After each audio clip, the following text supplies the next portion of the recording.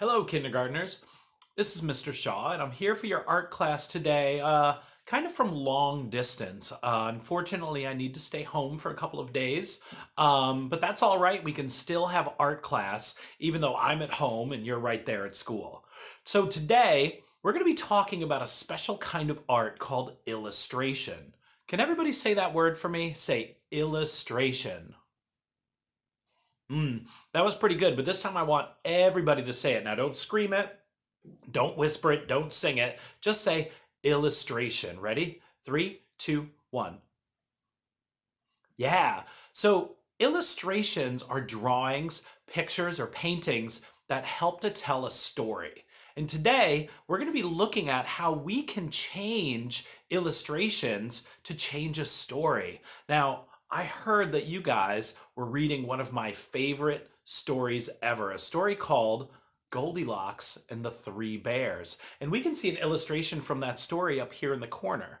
Now, when I look at these illustrations, they help me know who the characters are. Those are the people in the story. Even if they're animals like bears, those are the characters.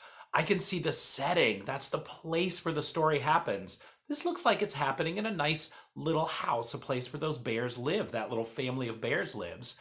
And there's a plot. That means what's happening in the story. And I can see in this illustration here that the bears are making some breakfast. Now, the artist who made this illustration did something very clever to help tell the story.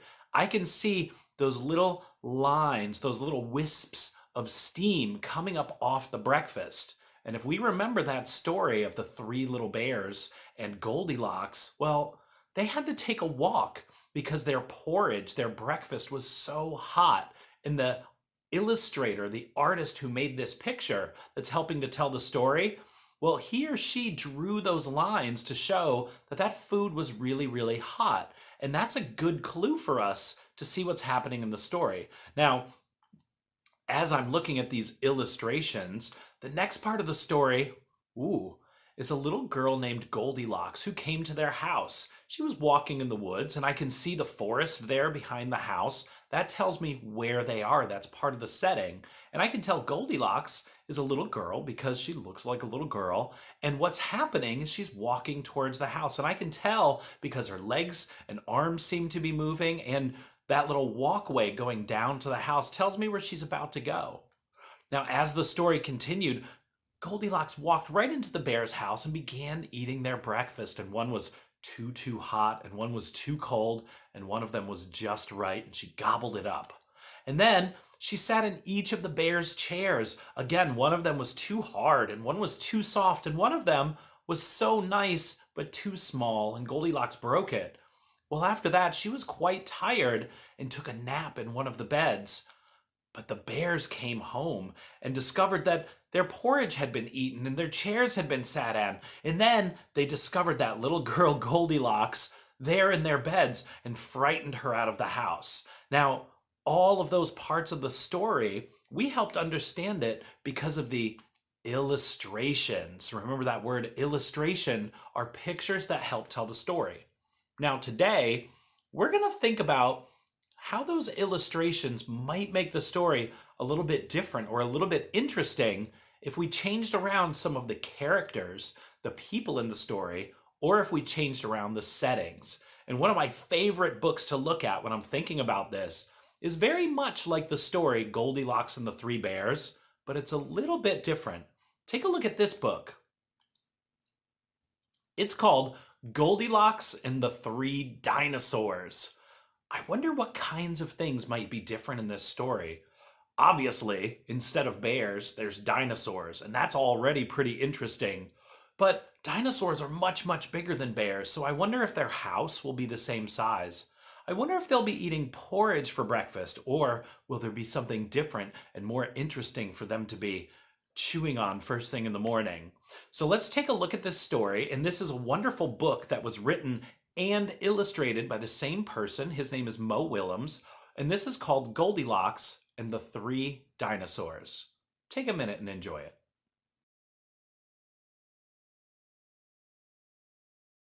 Goldilocks and the Three Dinosaurs, as retold by Mo Willems. Once upon a time, there were three dinosaurs: Papa Dinosaur, Mama Dinosaur, and some other dinosaur who happened to be visiting from Norway. One day, for no particular reason, the three dinosaurs made up their bed, positioned their chairs just so, and cooked three bowls of delicious chocolate pudding at varying temperatures. "Oh boy," said Papa Dinosaur in his loud, booming voice. "It is finally time to leave and go to someplace else." "Yes," continued Mama Dinosaur. "I sure hope no innocent little succulent child happens by our unlocked home while we are, someplace else." Ha ha ha ha ha ha ha.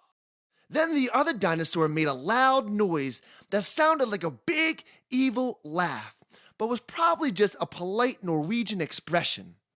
The three dinosaurs went someplace else and were definitely not hiding in the woods waiting for an unsuspecting child to come by.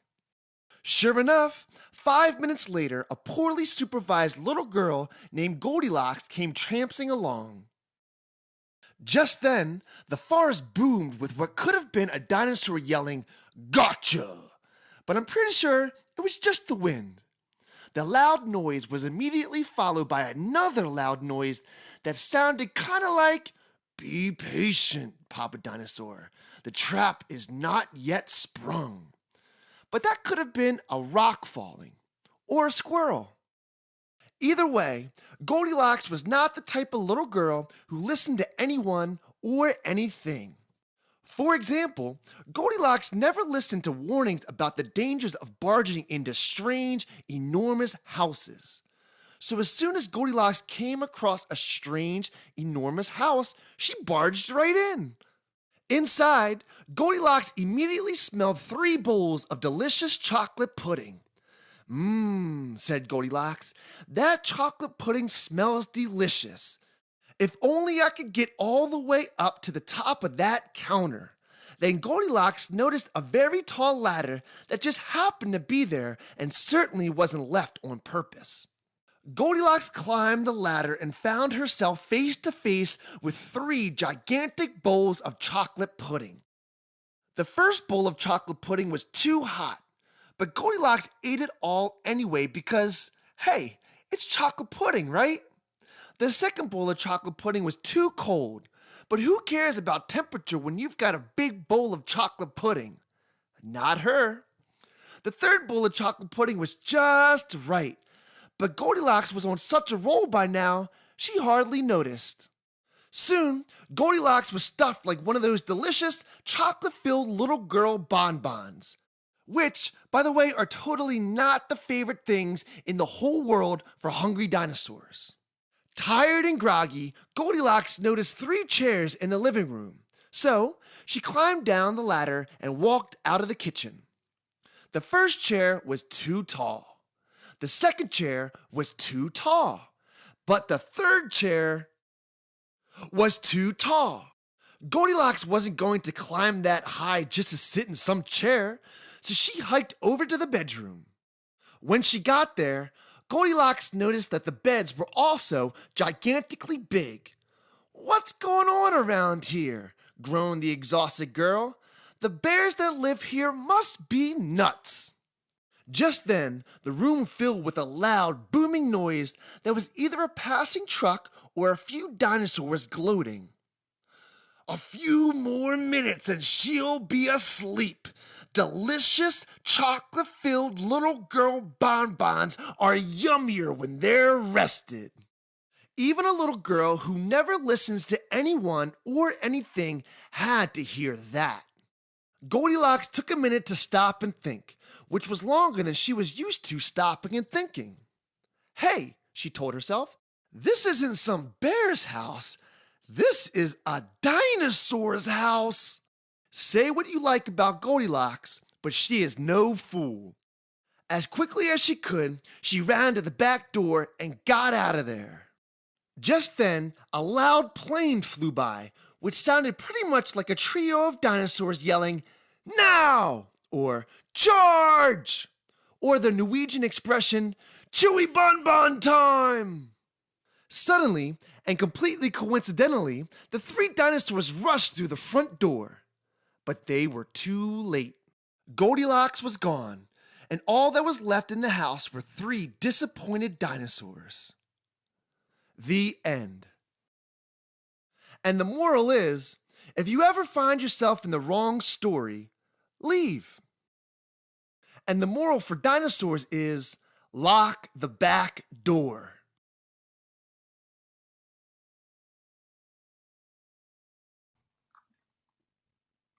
Wow, that was a great story. I really, really enjoyed listening to that story. That was very much like Goldilocks and the Three Bears, but those little changes about there being dinosaurs instead of bears kind of made it more interesting. And those illustrations definitely helped to tell the story. So, what we're going to do today is you're going to have a chance to change up that story of Goldilocks and the three whatevers in your own way. Take a look at some of these other books that I've seen before.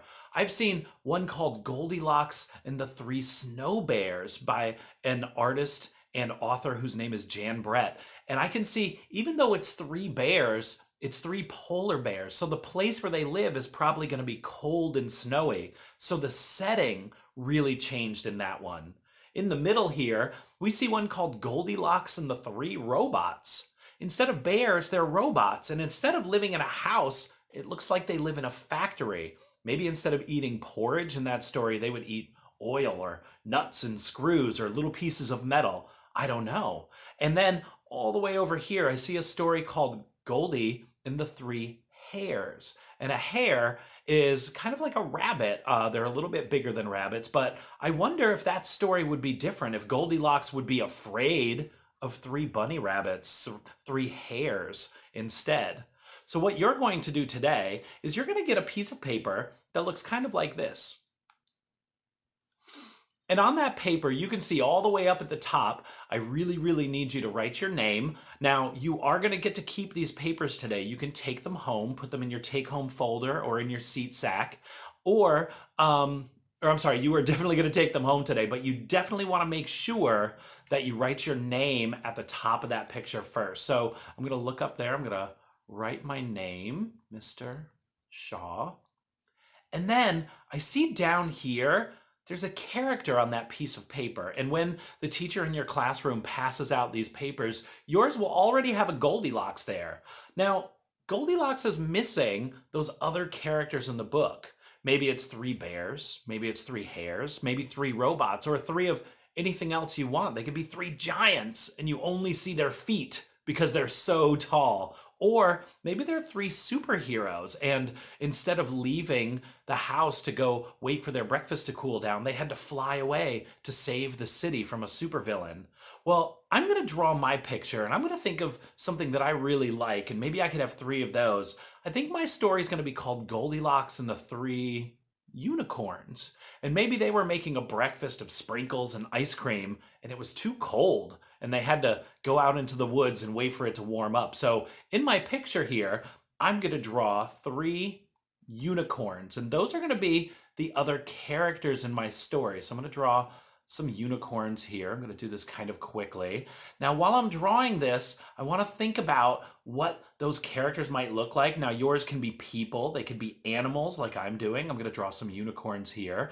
Or they could be something really crazy. Maybe it's Goldilocks and the Three Fish, and she's under the water instead of in the woods. Or maybe it's Goldilocks and the Three Aliens, and maybe Goldilocks went to outer space and she met some aliens while they were out of their spaceship waiting for their breakfast to cool down. So however you want to tell that story, you can change it around to make it look however you want. So now I have three unicorns here.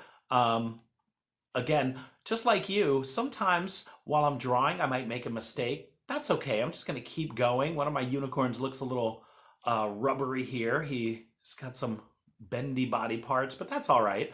I'm doing my best. And now I have my characters. I have three unicorns there. They're all smiling. They're happy to see Goldilocks. Maybe the story's a little bit different this time. And instead of Goldilocks eating all of their cereal, maybe they share it. And maybe they all have a nice breakfast together.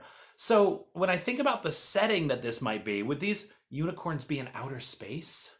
Would they be inside of a volcano? Would they be underground in a cave?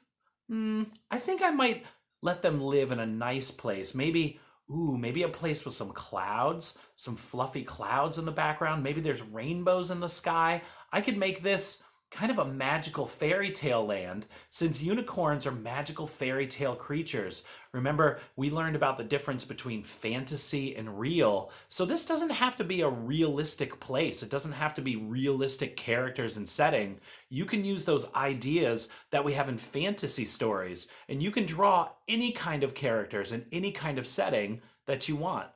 Now, once you're done drawing it like I have my brand new characters. I have these unicorns. I'll give them some noses so they can breathe here. And I have Goldilocks, my other character. And then I made a setting of that beautiful rainbow land where the unicorns live. After I'm done with that, I could take out my crayons and I could color my whole picture, which is something I encourage you to do. Just make sure you check with that teacher in your classroom to make sure that you have crayons in your seat sack.